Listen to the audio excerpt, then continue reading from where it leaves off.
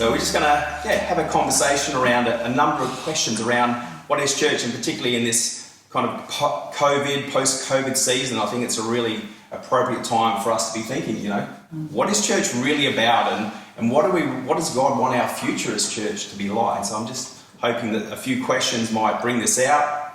Some of the questions that we're going to be looking at are, what do you value and appreciate about being part of a church? What does God want church to be, and what passages in the Bible point to what church is in terms of through God's eyes?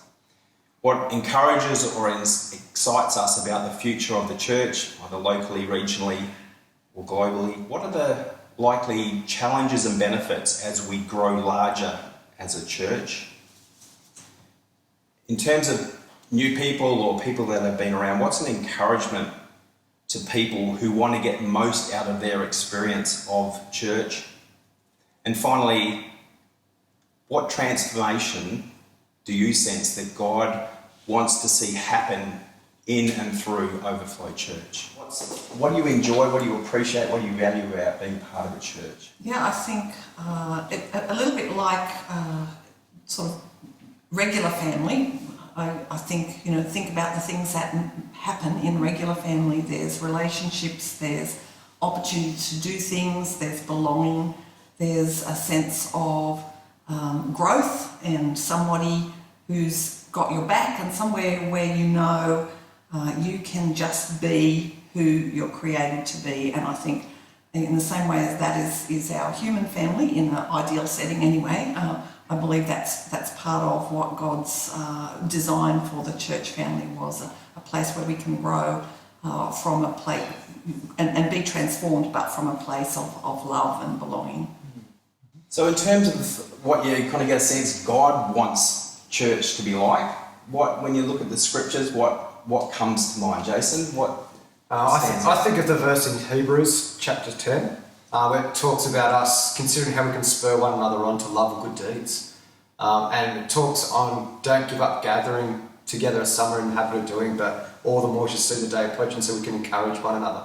And I really see that's vital, that we're really spending time, we're meeting together, because like we say, the church is the people, it's not the building or the program, it's actually meeting together, encouraging one another, loving on one another, and spurring one another on to love and to good deeds.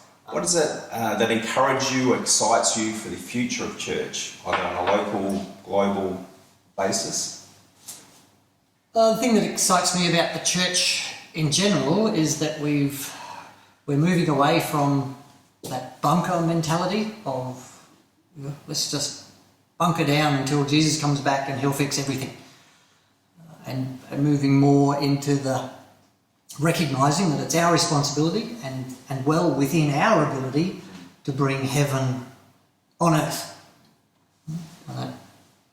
My opinion, maybe Jesus is waiting for us to get our act together and prove ourselves the spotless bride before he comes back for us, rather than coming back to lift us out of the gutter and make us the spotless bride.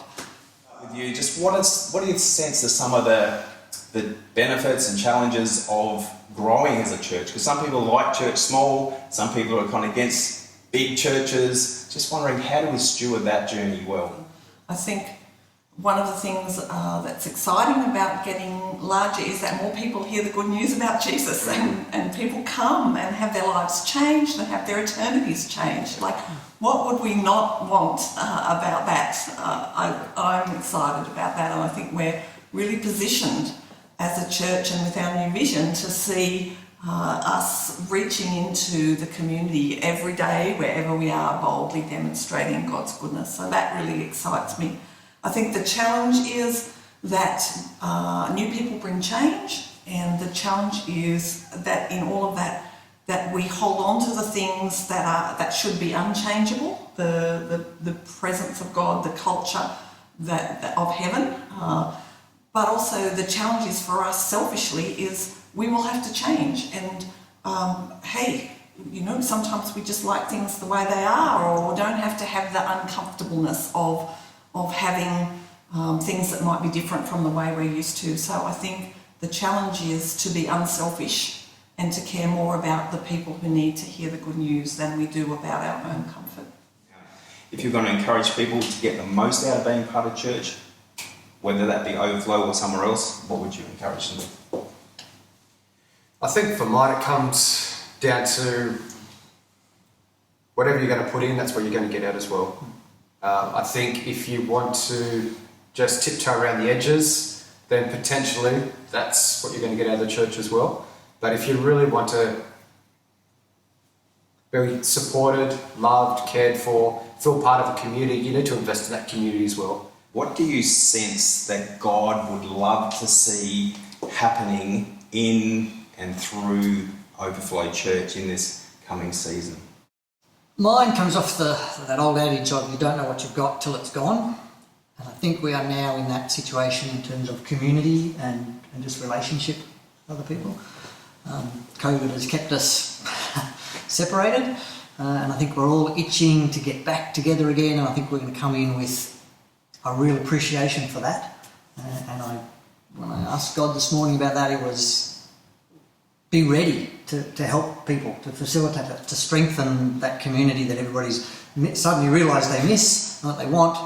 I think we've got tremendous opportunities there with the cusp area to really reach out to our wider community as well as our church community when we're allowed to get back together, to actually deliberately focus on getting back together for different events, not necessarily all come to church, but let's have a meal, or let's celebrate the frontline workers, the doctors and the nurses and the fireys and that who've really stepped up through this whole thing. So let's have a celebration.